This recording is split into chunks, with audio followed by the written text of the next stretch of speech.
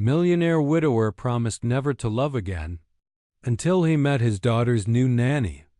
Before we dive into today's story, I've got a special invitation for you. Leave a comment below telling us where you're watching from. It's always amazing to see how far these stories can reach.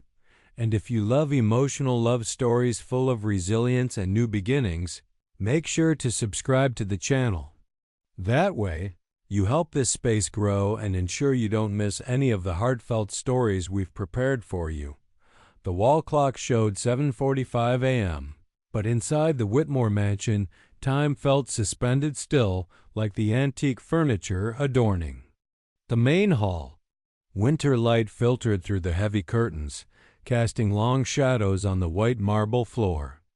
It was an impeccably beautiful house, sculpted columns, European tapestries, a grand piano that had been closed for months, but there was something oppressive in that silence, the kind of silence that isn't peaceful, but painful. Ethan Whitmore slowly descended the grand staircase, holding a mug of coffee. Tall, 6'2" broad shoulders under a wrinkled gray dress shirt, unshaven. His blue-gray eyes, the same ones that once graced business magazine covers, now held a weariness no amount of money could conceal. He crossed the hall unhurriedly, as if going through a soulless routine. In the living room, the housekeeper, Mrs. Hawkins, a middle-aged African-American woman, stood waiting, looking worried. "Good morning, Mr. Whitmore. Little Lily still hasn't come down. She's in her room, sitting by the window, again." Ethan closed his eyes for a brief moment. "Did she say anything?" "No, sir. Not a word." It had been nearly 8 months since the accident. The car carrying his wife Madeline skidded off the bridge during a storm. There was no time to react. She died instantly. Lily, only 5 years old, had watched as rescue teams pulled her mother's lifeless body from the wreck. Since that day, the girl had simply stopped. No crying, no screaming, no words. Ethan entered his daughter's room without knocking. It was a spacious room, decorated in soft shades of blue and white, full of stuffed animals that now seemed equally abandoned. Lily was sitting on the windowsill, knees tucked up, wearing light pink pajamas. Her light brown, slightly wavy hair fell over her face. "Good morning, Princess." She didn't reply. She just kept staring out at the dew-covered garden. Ethan walked slowly over and crouched beside her. "Did you dream about Mommy last night?" Lily moved her head slightly, maybe a yes. He took her tiny hand in his, fighting back the lump rising in his throat. "I dream about her too, almost every night. But we're still here, Lily, and Mommy wanted you to smile. Do you remember that?" She didn't move, just blinked slowly, her eyes misty but not shedding a tear. Ethan's pain was silent but overwhelming. He could command boardrooms full of executives. He could move billions with a single nod. But he didn't know how to reach his own daughter. Later, alone in his office, Ethan opened one of the dark wooden drawers and pulled out an old photograph. Madeline was smiling, holding baby Lily. She had blonde hair and bright blue eyes, so different from the empty gaze she had at the funeral. "Why did you leave me with all this? With this guilt? This emptiness?" he whispered, resting his forehead against the picture frame. The sun set that day without a single word exchanged between father and daughter. Dinner was served but untouched. The mansion, once alive with festive dinners and laughter in the garden, was now just a luxurious frame enclosing a story frozen in time. The next morning, Charleston's sky was clear, but the cold remained. Fine mist blanketed the entrance to the Whitmore estate like a silent veil, and everything seemed to move in the same slow rhythm as the past few months. But that day, a different figure crossed the iron gates. A young woman with a modest posture, holding a small brown paper envelope. Grace Sullivan wore a beige turtleneck sweater, dark jeans, and a coat that was already a bit worn, the same one she'd worn since last winter. Her light blonde hair was tied back in a practical bun, with a few strands framing her delicate, steady-featured face. She was 27, fair-skinned, with green eyes that always seemed alert and an expression that hovered between hope and weariness. She was greeted at the door by the housekeeper. "Grace Sullivan?" "Yes, Mrs. Hawkins. I'm here about the nanny position." The woman looked her up and down neck through that door and never returned. "Do you have references?" Aught with disdain, but with the natural caution of someone who'd seen many applicants. Walgrace handed over the envelope. Nothing formal. Just a handwritten letter from the mother of the autistic boy I took care of for 3 years. But she doesn't have email. She lives in Dalton, rural Georgia. Mrs. Hawkins sighed. "I'll take you to the office. Mr. Whitmore is expecting you." The walk there felt endless. The sound of Grace's footsteps echoed through the hallways like they belonged to another world. Upon entering the room, she found Ethan standing by the window. Dressed in a dark suit, no tie, he turned just enough to observe her with sharp eyes. "You're young," he said bluntly. "I'm 27, and no formal references. I know that's a concern. But I know how to care for children. I've looked after my brother since I was 12. And other families, too.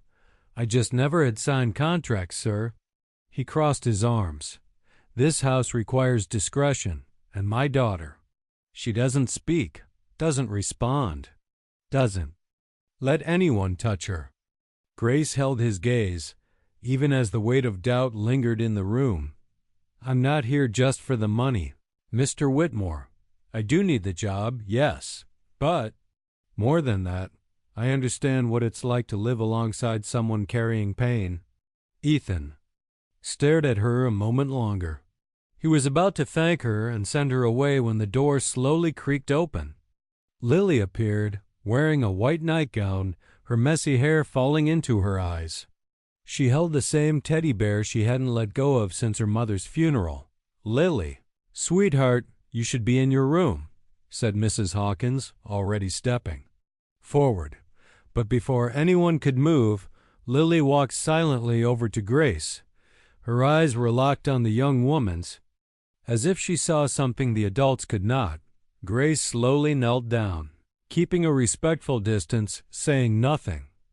Then, as if it were the most natural thing in the world, Lily reached out her small, pale hand and held Grace's. Ethan felt the air leave his lungs. Mrs. Hawkins covered her mouth in disbelief. Lily hadn't touched anyone since the funeral.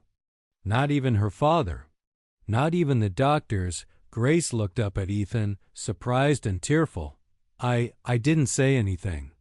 I just waited." Ethan walked over slowly, as if stepping into a scene that didn't belong to him. He stopped beside his daughter and spoke softly. "Do you want her to stay, Lily?" The girl didn't reply, but she didn't let go of Grace's hand either. In that moment, for the first time in months, something stirred inside Ethan. It wasn't certainty. It wasn't relief. It was hope. Later, in the guest room upstairs, as Grace unpacked the small suitcase she had brought, she looked out the window and saw the empty swing in the garden.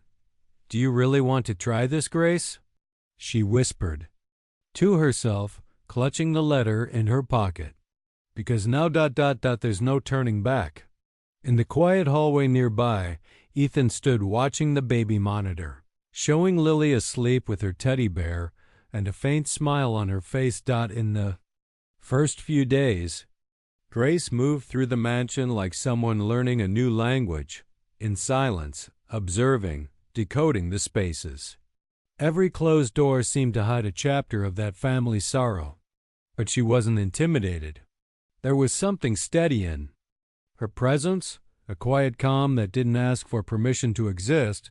It just did. Lily, though still silent, began to follow Grace around the house. She watched how she folded sheets gently, how she hummed softly while making hot chocolate, or how she always knelt down to Lily's eye level to talk with her eyes, even if no words were exchanged. "Do you know what a picnic is, Lily?"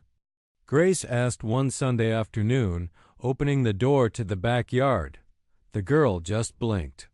Grace smiled. "Well, today is our first, and no one needs to talk, just feel." She laid a blanket on the lawn under the biggest tree and sat out. A simple snack: apple slices, oatmeal cookies, 2 cups of strawberry juice. Lily watched from a distance, hesitant. But when she saw the teddy bear sitting next to Grace like an honored guest, she couldn't resist. She walked over slowly and sat down beside her.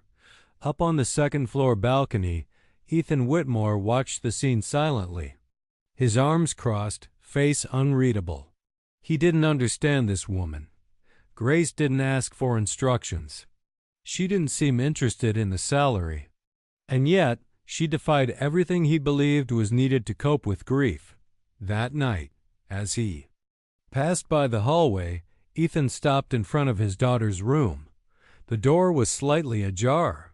Inside, Grace was reading a story in a soft, slow voice, and the little mouse looked at the star and said, "Do you think I'll ever be able to fly?" Lily held the book with both hands, her eyes fixed on the illustrations. And though she said nothing, there was something new in her gaze. A spark. Hope. Ethan stepped back before being seen. But his heart, he couldn't hide that. A strange feeling was beginning to take root. Something between unease and relief. The next day, arriving home early from the office, he crossed paths with Grace in the hallway. She was carrying a basket of Lily's clothes and smiled when she saw him. "Good afternoon, Mr. Whitmore." He nodded, maintaining the cold tone he always used. "I noticed you've been using the garden often. I'd prefer Lily not spend too much time in the sun." Grace remained calm and simply replied with gentle firmness, "She's not in the sun. She's in life." Ethan raised an eyebrow, surprised. Few people dared speak to him like that, especially in his own house. Later, in the dining room, Mrs. Hawkins commented as she served his plate, "It's impressive how Miss Grace has changed the atmosphere in the house. It feels like even the walls breathe differently." Ethan didn't reply. He just looked around. The piano, once covered, now displayed neatly arranged sheet music. A new photo of Lily had appeared on the mantel, and children's drawings were pinned to the fridge in the kitchen. But that same evening, a phone call broke the calm. It was Madeline's mother, Ethan's former mother-in-law, informing him she would be visiting the following week to see for herself who this Nanny is that thinks she has the right to re-educate my granddaughter. Ethan hung up without replying. In the hallway, Lily had overheard part of the conversation. She hid behind her bedroom door, clutching her teddy bear tightly. Her eyes, once bright, had grown shadowed again.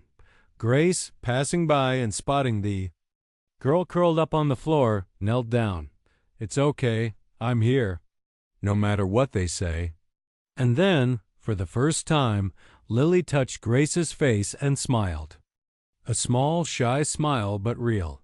Elsewhere in the house, Ethan shut the office door, as if sensing that soon the walls that had begun to breathe again might be suffocated once more.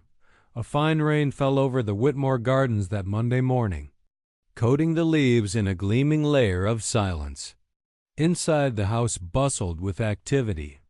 Lily darted through the corridors with light footsteps, hiding behind the curtains while Grace pretended to search for her with a smile on her lips. "Could it be my magic bunny turned invisible?"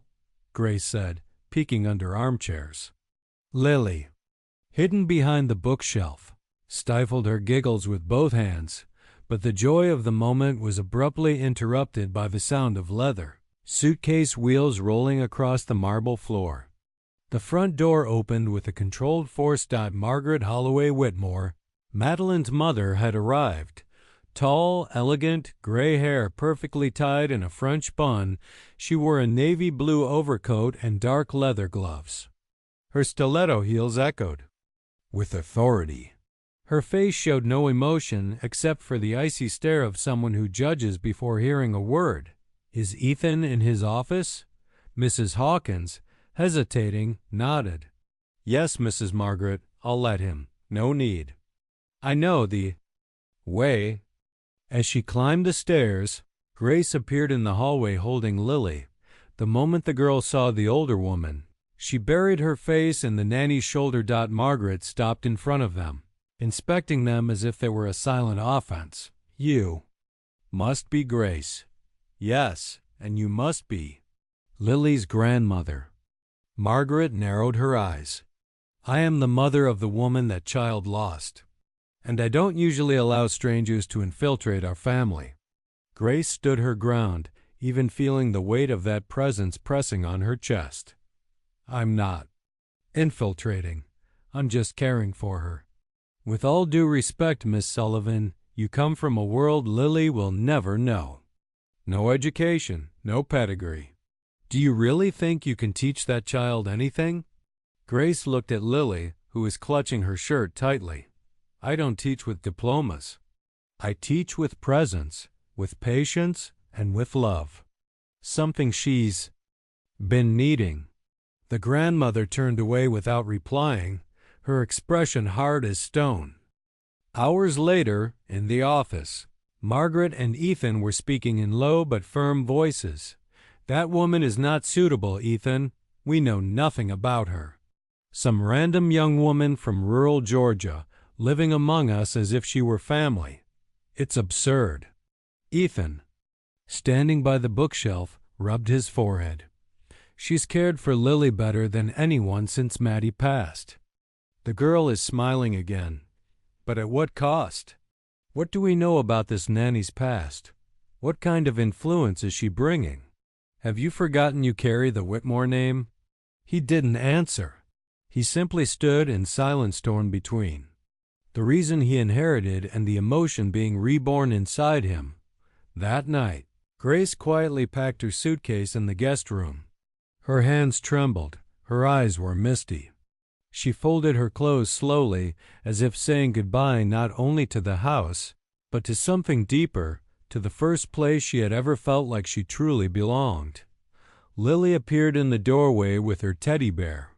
She didn't say a word, she just handed it to Grace with both hands as if it were a silent plea. Grace knelt and embraced her. "I didn't want to go, my love. But sometimes ... the world reminds us where we came from." Across the hall, Ethan watched it all. But he didn't intervene. Not in that moment. His silence spoke louder than any words. Grace zipped the suitcase shut. And Lily, for the first time since losing her mother, cried. Charleston's sky was heavy with clouds that night. Lightning cut across the horizon in silence before thunder made the mansion's windows tremble. The sound of heavy rain mixed with the creaking trees outside, as if the world beyond the walls was mourning something those inside couldn't name. Ethan sat in his office, leaning back in the leather armchair, holding an untouched glass of whiskey. He stared at a framed photo on the desk. Madeline smiling next to Lily, just 2 years old. The picture shook slightly with the thunder's vibration, but what trembled inside him was much older. It was guilt. He heard hurried footsteps in the Fazna hallway, then muffled sobbing. He rose immediately. Upon leaving the office, he saw a lamp on at the end of the second-floor corridor. The storm still raged outside, and on the wooden floor, soaked in tears, Lily trembled in fear, clinging to her teddy bear. Grace knelt in front of her, whispering between thunderclaps, her voice calm and steady. Her blonde hair, once neatly tied, now fell messily over her shoulders. She held the girl as if she were the most precious thing in the world. "It's okay, my love. You're safe. I'm here. I'm not going anywhere." Lily curled tighter into Grace's lap, hiding her face in her chest. Ethan stood motionless, watching the scene unnoticed. Something inside him, something resistant, hardened, simply gave way. It wasn't just about his daughter. It was about the woman before him. The way she filled the house's void with simple gestures. The kind of tenderness money could never buy. Without thinking, he stepped closer. Grace looked up and saw him there, still. His eyes were different that night, less cold, more human. She woke up screaming. She was shaking badly. I only calmed her down when I brought her here, Grace said softly. Ethan knelt beside them. With effort, as if the motion shattered 1,000 barriers within him. She's been afraid of thunder. Since she was little, he murmured, gently stroking his daughter's hair. But after the accident, the fear turned into panic. Grace nodded but said nothing. She waited. And then, without warning, he began to speak. It was a Tuesday. I had promised to pick up Madeline from that charity dinner, but I was called into an emergency board meeting. I asked her to go alone, told her I'd see her at home. He paused. The sound of the rain grew louder. She left there exhausted, driving through a brutal storm. The police said the car hydroplaned on the bridge curve. She died instantly. I should have been with her, or at least stopped her from going. Grace drew a deep breath. His silence was more painful than any scream, and since then, I can't look at Lily without feeling like I failed both of them. I failed Madeline by not being there, and I fail my daughter, because I don't know how to be what she needs. Grace placed her hand on his arm. A light touch, but firm. You're here now. That's more than many fathers ever do. Ethan's eyes welled with tears, but he looked away, lips pressed tight, as if fighting back a volcano inside. It's not enough. Maybe not yet, but one day it will be, if you allow it. Lily, exhausted, fell asleep between them, still in Grace's arms. Ethan watched her for a long moment, then slowly stood and carefully lifted his daughter. She nestled against his chest in a way she hadn't in a long time. He carried her to her room, tucked her in gently, and stood there in silence for a few more minutes before turning back to Grace. You were going to leave, he said, his voice hoarse, after what happened with my mother-in-law. I saw your suitcase. I still am, she replied honestly. I don't want to stay where I'm not welcome, but Lily accepts you, and maybe I'm starting to as well. Grace didn't respond, but in her eyes there was a new light, one that heard more than just the words. That night, for the first time, Ethan slept with his bedroom door open, and for the first time since the accident, the silence in the mansion didn't feel so heavy. Morning after the storm, the Whitmore mansion felt different. The air, once thick, now carried a lighter quiet, as if something had dissolved in the night. Grace walked silently through the halls, her hair still down, wearing a simple gray sweater and a serene expression. She was preparing Lily's breakfast in the kitchen when Ethan appeared in the doorway barefoot, in a white shirt with rolled-up sleeves and a look she didn't recognize. "Good morning," he said, his voice softer than usual. She turned. Slowly, unsure if this was the start of a conversation or the end of something. "Good morning." He walked over without hurry, leaning against the marble counter beside her and falling silent for a moment, watching her arrange the utensils on the tray. About last night, double quotes. Grace paused. She didn't look at him. She waited. I never imagined Lily would fall asleep in my arms again. She sighed, still facing away. She just needed to feel loved. And you allowed it. It wasn't just that, he said, moving closer. It wasn't just about Lily. Grace turned slowly. They were close enough for her to hear his breathing, for him to see his own fear reflected in her eyes. And then, without warning, he kissed her. It was a restrained kiss, yet intense. A meeting of two wounded worlds that, for a fleeting moment, recognized each other. Grace responded with hesitation, but with truth. When he pulled back, his eyes remained closed, as if apologizing for lost time. But time doesn't forgive hesitation. The next morning, the mood had changed. Cold. Sharp dog Ethan stood in the living room, fists clenched, face hardened. Grace, caught off guard by the sudden shift, entered with Lily in her arms, still munching on cereal. "We need to talk," he said bluntly. She set Lily down carefully, handing her the teddy bear, and stepped closer. "What happened?" He took a deep breath, avoiding her gaze. "What happened last night ... was a mistake." Grace took the hit, but kept her composure. "A mistake? You misread things?" "Used your closeness to Lily to get close to me, and I, vulnerable as I was, let it happen." Blood rushed to her face. Not from shame, but from quiet indignation. "You think I planned that moment? That I used what we felt to negotiate a better paycheck? I don't know what to think, Grace. You came out of nowhere. And now my daughter calls you everything." "But Nanny," she looked away, her throat tightening. "Thanks for making it clear where I stand." Grace turned to leave, but he tried to say something. "Grace, I didn't mean—" "You meant exactly what you said, Mr. Whitmore. No need to explain." Hours later, with her suitcase packed once more, she crossed the front hall. The same door that had once opened to hope ... now closed to humiliation, but before her hand touched the doorknob, a voice shot through the hallway like an arrow, small, high-pitched, fragile, but firm. "Grace." Grace froze. Her heart pounded. She turned slowly.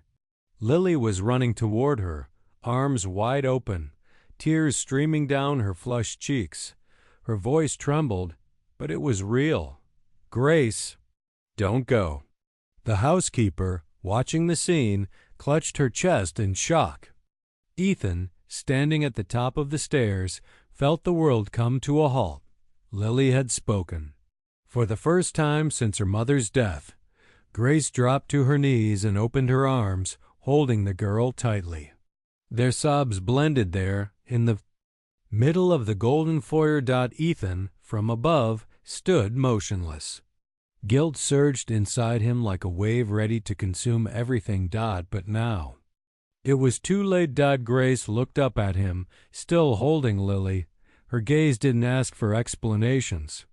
It only delivered one truth. You broke what was still trying to heal. That humid Charleston afternoon hung heavy under a cloudy sky. Grace walked down Broad Street with steady steps, clutching a brown envelope to her chest. Her calm face masked a storm inside. It had been a week since she left the Whitmore mansion. A week since she'd heard those venomous words from Ethan's mouth. "You misunderstood."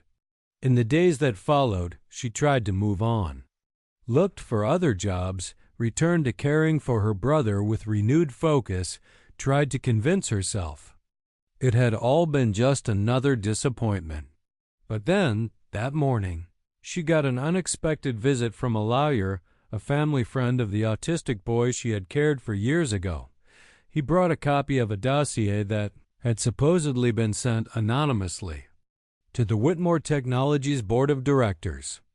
Inside the envelope were old photos of Grace at college parties, out-of-context quotes, and a tampered academic record suggesting she'd been expelled from university, something that had never happened. The name on the sender shocked her, but not more than the confirmation of what her heart already suspected. Margaret Holloway Whitmore. At the end of the letter, a clear message. She is not fit to be near Madeline's granddaughter. Grace froze. For a moment, she considered tearing it all up, forgetting. But something inside her rose stronger than the pain, the need to defend herself. Not out of pride, but out of justice. By late afternoon, she was back at the gates of the Whitmore mansion. The same ones that once opened to her as a stranger seeking a job. Now she returned different. With her head held high. Mrs. Hawkins opened the door and gasped when she saw her. "Miss Grace. Is everything okay? I need to speak with Mr. Whitmore." Just him. Ethan was in his office, going through reports. Tension at the company had been rising since rumors about his personal life began to circulate. He looked up when Grace walked in. For a split second, something lit up in his chest relief, maybe, but it dimmed when he saw the envelope in her hands. Grace. Why are you here? She closed the door behind her, stepping slowly toward his desk. Do you really believe I got involved with your daughter, with your home, with you, just out of self-interest? Ethan stood, uneasy. What are you talking about? She tossed the envelope onto the desk. Read it. He hesitated, but opened it.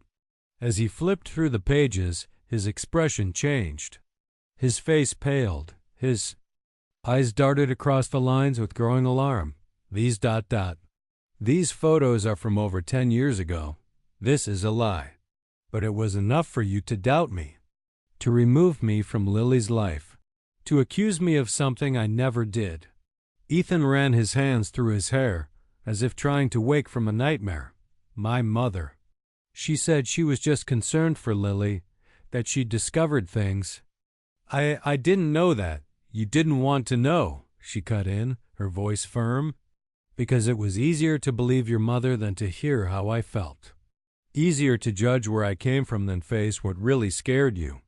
He tried to step closer, but Grace stepped back. I entered your home with respect, and I leave with the same dignity. Her eyes sparkled, but she didn't cry. She simply turned away, her posture upright, wounded, but not broken. Ethan stood in the center of his office, surrounded by luxury, now consumed by an even deeper emptiness. For the first time, he realized the greatest mistake wasn't letting her in. It was letting her go. After the door closed behind Grace, time inside the mansion seemed to stop again. Lily's laughter vanished like a forgotten whisper. The swing in the garden sat still. The house lights, though still on, seemed dimmer. In the first few days, Ethan tried to keep up the routine. He believed, or at least pretended to believe, that all he needed to do was restructure the tasks, replace Grace with another professional. He interviewed 3 candidates. None lasted past the first afternoon. Lily wouldn't look at any of them. She stopped eating on her own again, went back to sleeping with her face turned to the wall. The housekeeper tried to warn him. She's regressing, Mr. Whitmore. That child was starting to bloom. Now she's wilting. Ethan only nodded. But deep down, guilt seeped through like an invisible leak in the very structure he thought he controlled. At work, signs of decline began to show. During a meeting with investors in Atlanta, he lost his train of thought during the presentation. The screen showed charts from the new green tech line, but Ethan's mind was elsewhere. A sunlit porch, Lily with flowers in her hair, Grace reading a children's book with a soft smile. Mr. Whitmore, one partner asked, are you all right? He blinked, confused for a moment about where he was. The room was full, everyone waiting for his strategic analysis. The notes in his hands trembled. I'm sorry. He cleared his throat, but nothing came out.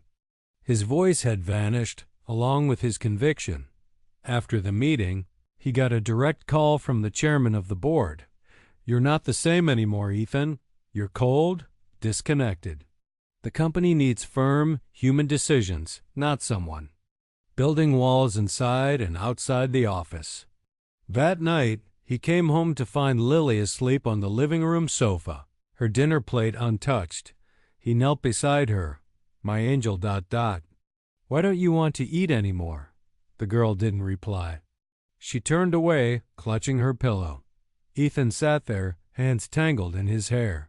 For the first time, the silence wasn't against the world, it was against himself.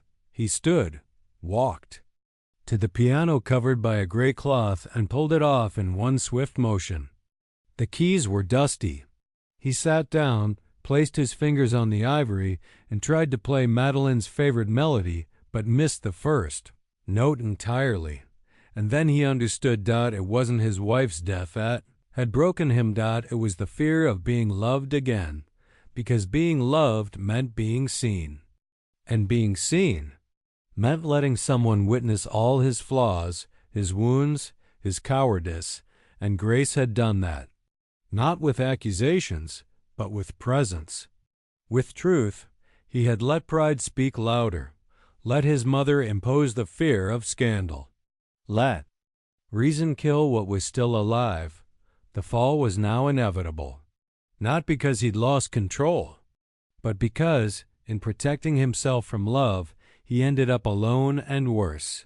Pushed away the only person who had reached his daughter's soul. The trees and the modest neighborhood swayed softly with the spring breeze. Charleston felt lighter, as if time itself had slowed over the past few months. The simple facade of the Hope and Roots Community School displayed colorful murals made by children. In the back, a small concrete yard with recycled planters hosted outdoor classes. Inside, Grace sat on the floor with a group of 6 children, including 2 with Down syndrome, a boy on the autism spectrum, and a girl with partial paralysis in her legs. They all listened intently as she told the story of a little bird who learned to fly with a wounded wing. Sometimes what we call weakness is just a different kind of strength, she said, her gaze full of tenderness. Her blonde hair was tied back in a practical ponytail, and the school simple T-shirt hid the elegance she carried so effortlessly. Around her, there was no luxury, but there was life, color, purpose. On the other side of the fence, standing behind a tree, Ethan watched. He wore dark jeans, a linen shirt, and a light jacket. His hair was a bit longer, his beard unshaven, but his eyes were different, less hardness, more truth.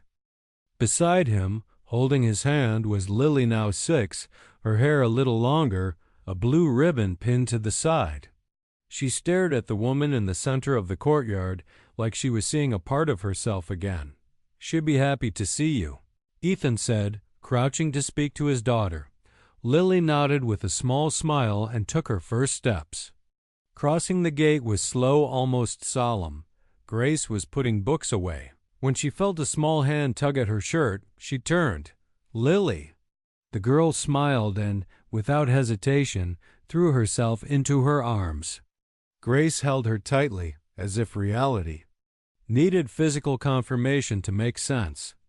"You've grown so much," Grace said, emotional. "And even more beautiful." Ethan approached slowly. Grace saw him, and her heart raced. "You brought her here?" she asked. He replied, looking at his daughter. "But I was the one who needed to come." Grace stood up slowly. There was no resentment in her eyes, only caution. "Why now?" He took a deep breath, searching for the right words. "Because it took me too long to realize that what I felt wasn't guilt. It was fear. I've lived afraid of losing again, of loving and not knowing how to be loved, of letting someone see who I really am." She looked away for a second, and he stepped 1 foot closer. "I destroyed the bridge between us with silence, pride, and cowardice. But if you'll let me, I want to rebuild it, not as your boss. Not just as someone who owes you an apology, though I owe you plenty." He paused, then finished in a quieter voice. "I want to try, this time, the right way." Grace held his gaze for long seconds. The pain was still there, but it was different now. No longer an open wound, but a scar. Alive, but healed enough to allow new beginnings. "I don't need promises, Ethan," she said, "just honesty." And he nodded, with a small but sincere smile. "Then that's where I'll start."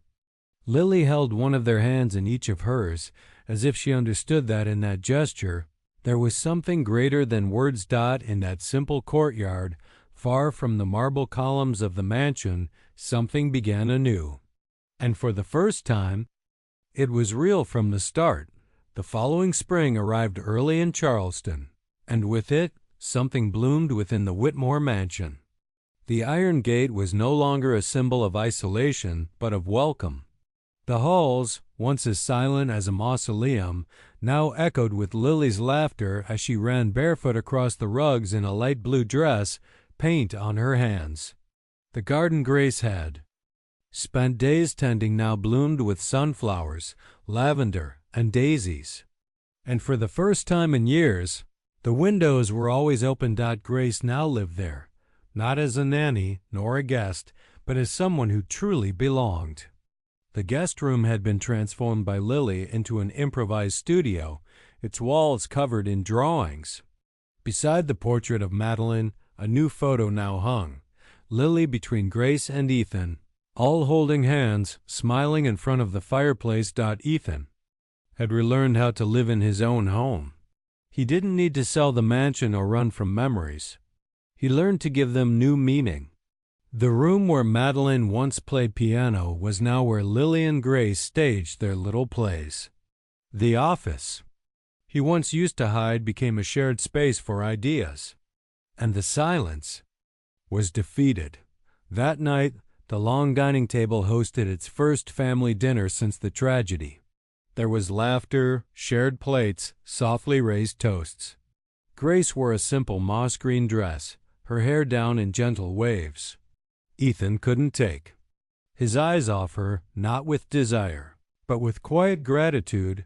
That's when Margaret, seated at the head of the table, elegant as ever, but visibly uneasy, stood. The room slowly fell silent.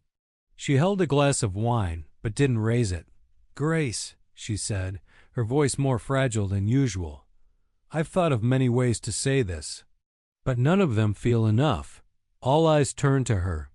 Grace remained calm, hands resting in her lap.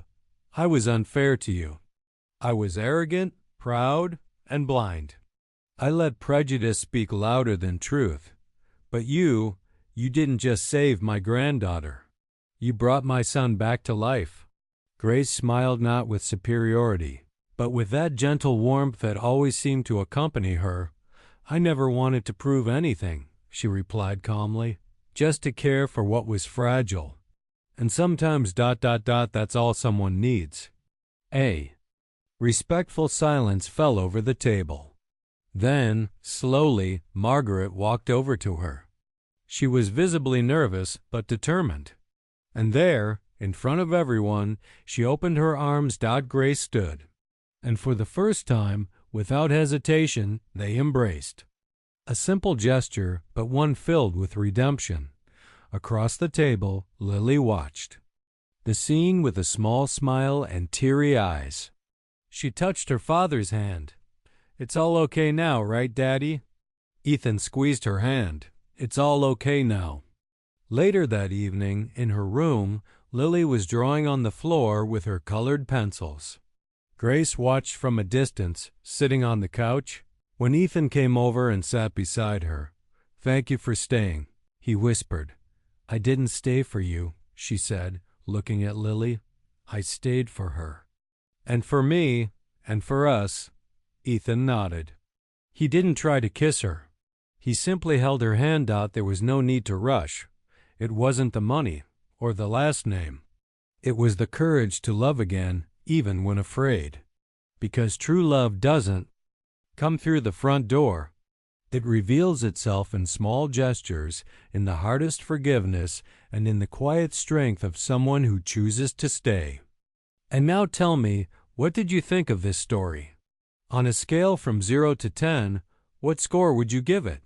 Leave your answer in the comments. I really want to know how this story moved you.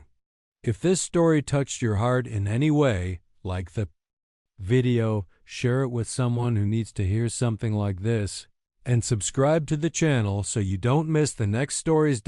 And before you go, I've picked out another even more emotional story that's sure to touch your heart. You won't want to miss it.